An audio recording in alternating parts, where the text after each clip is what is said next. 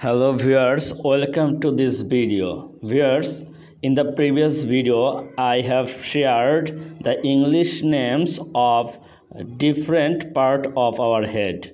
Now I am going to share with you the English name of different part of our face. So let's see. Number 1, eye. Eye means choke. Number 2, eyebrow.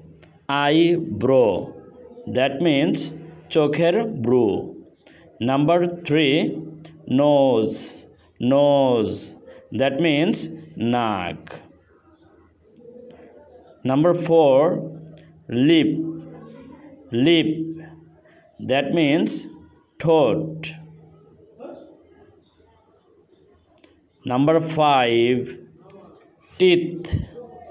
Teeth, that means daat. Number 6, tongue. Tongue, that means Jehovah. Jehovah. Number 7, cheek. Cheek.